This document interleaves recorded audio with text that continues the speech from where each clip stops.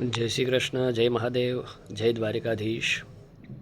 વહાલા ભક્તજનો, આજથી જે મૂળ ભાગવત કહેવામાં આવે છે, જેને વેદવ્યાસ રચિત કહેવામાં આવે છે, કે જેમાં બીજી કોઈ જ વાત નહીં, માત્ર ને માત્ર શ્રીમદ ભાગવતજીના શ્લોક અને એમનું ગુજરાતી, બીજું કશું પણ ભેળવ્યા વગર જેને મૂળ ભાગવત કહેવામાં આવે છે, એ ભાગવતજીનો આપણે પાઠ શરૂ કરવા માટે જઈ રહ્યા છીએ.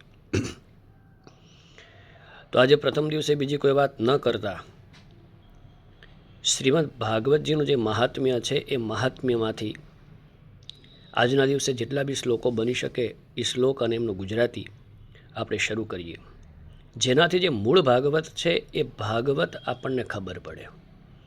ઘણીવાર બીજી બધી વાતો કરવાથી જે મૂળ ભાગવત છે ભાગવત રહી જતું હોય છે, તો એના માટે એક નાનો આ પ્રયાસ છે. તો આવો આપણે શરૂ કરીએ. શ્રીમદ ભાગવતજીનું જે મહાત્મ્ય છે એ મહાત્મ્યનો પહેલો અધ્યાય છે, અને આજના દિવસે જેટલા બી શ્લોકો બનશે એ શ્લોકો આપણે શરૂ કરીશું. પછી બીજા વિડીયામાં એના પછીના જે શ્લોકો છે શ્લોકો એમ નિરંતર જે આપણો આ જે પ્રયાસ છે પ્રયાસ શરૂ રહેશે. મૂળ હેતુ એ છે કે લોકો સુધી શ્રીમદ ભાગવત જે મૂળ ભાગવત છે એ મૂળ ભાગવત પહોંચે. તો શ્રી ગણેશાય નમઃ. ઓમ નમો ભગવતે વાસુદેવાય. કૃષ્ણં નારાયણં વંદે કૃષ્ણં વંદે વ્રજપ્રિયં કૃષ્ણં દ્વૈપાયनं વંદે કૃષ્ણં વંદે પૃથાસુતં સચ્ચિદાનંદરૂપાય વિશ્વોત્પત્યાદિહેતવે તાપત્રય વિનાશાય શ્રીકૃષ્ણાય વયં નુમઃ. હવે એમનો અર્થ. સચ્ચિદાનંદ સ્વરૂપ ભગવાન શ્રી કૃષ્ણને અમે નમસ્કાર કરીએ છીએ કે જેઓ જગતની ઉત્પત્તિ, સ્થિતિ અને વિનાશના હેતુ છે, તથા આધ્યાત્મિક, આધિદૈવિક અને આધિભૌતિક એ ત્રણેય પ્રકારના દુઃખોનો નાશ કરનારા છે. યમ પ્રવ્રજંતમનુપૈતમપેતકૃત્યમ દ્વૈપાયનો વિરહ કાતર આજુહાવ પુત્રેતિ તન્મયતયા તરવોભિનેદુ તમ સર્વભૂતહૃદયં મુનિમાનતોષ્મિ. જે સમયે શુકદેવજીનો યજ્ઞોપવિત સંસ્કાર પણ થયો ન હતો અને જેમને કંઈ કરવાનું બાકી પણ રહેતું નથી, એવા વ્યક્તિ જઈ રહેલા શુકદેવજીને જોઈ તેમના પિતા વ્યાસજી વિરહ વ્યાકુળ થઈને પોકારવા લાગ્યા કે બેટા બેટા. તે સમયે બ્રહ્મા તન્મય હોવાના કારણે શ્રી શુકદેવજી વતીથી વૃક્ષે ઉત્તર આપ્યો. એવા સૌના હૃદયમાં વિરાજમાન શ્રી શુકદેવ મુનિને હું નમસ્કાર કરું છું. નૈમિષે સુતમાસીનમભિવાદ્ય મહામતિમ કથામૃતરસાસ્વાદ કુશલ શૌનકો બ્રવીત. એક સમયની વાત છે કે ભગવત કથામૃતનું રસાસ્વાદન કરવામાં કુશળ મુનિવર શૌનક જે નૈમિષારણ્ય ક્ષેત્રમાં વિરાજમાન મહામતી સૂતજીને નમસ્કાર કરીને પૂછ્યું. શૌનક ઉવાચ.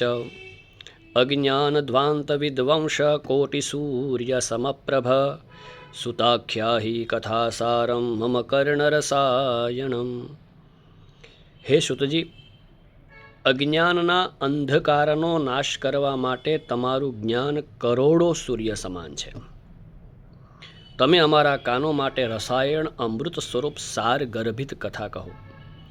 ભક્તિ જ્ઞાન વિરાગાપ્તો વિવેકો વર્ધતે મહાન માયા મોહ નિરાશશ્ચ વૈષ્ણવે ક્રિયતે કથમ.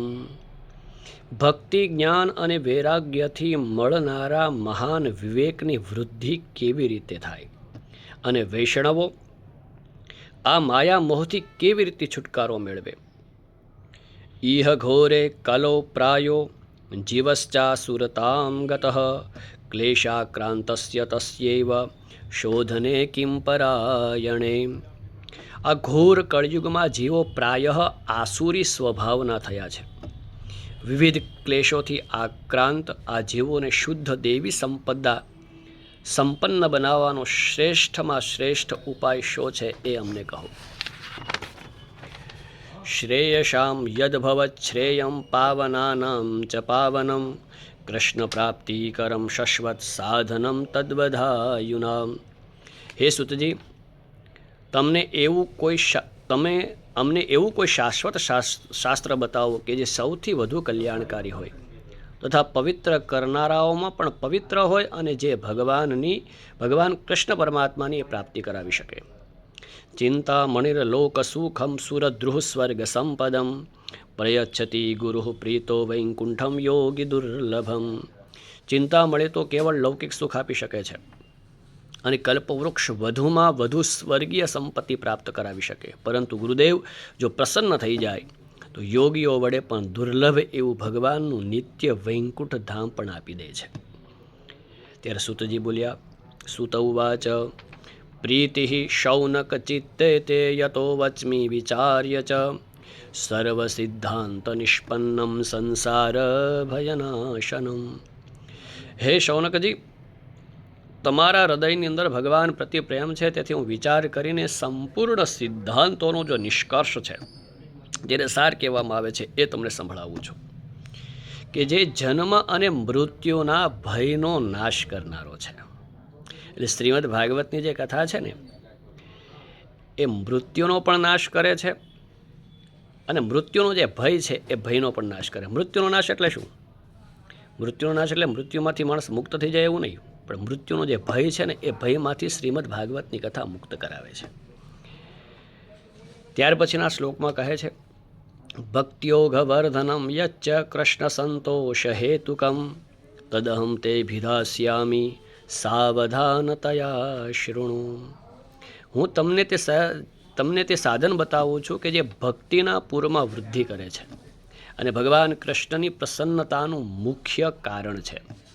તો તમે સાવધાન થઈને તે સાંભળો. કાલ વ્યાલ મુખગ્રાસ ત્રાસ નિર્ણાંશ હેતવે શ્રીમદ ભાગવતમ શાસ્ત્રમ કલોકીરેણ ભાષિત. શ્રી શુકદેવજીએ કળિયુગમાં જેઓના કાળરૂપી સર્પના મુખનો કોળિયો થવાના ત્રાસનો સંપૂર્ણ નાશ કરવા માટે શ્રીમદ ભાગવત શાસ્ત્ર કહ્યું છે. એતસ્માદ પરમ કિંચિન મનઃ શુદ્ધ્યૈ ન વિદ્યતે જન્માંતરે ભવેત પુણ્યમ તદા ભાગવતમ લભેત. મનની શુદ્ધિ માટે આના કરતાં ઉત્તમ અન્ય કોઈ સાધન છે જ નહીં.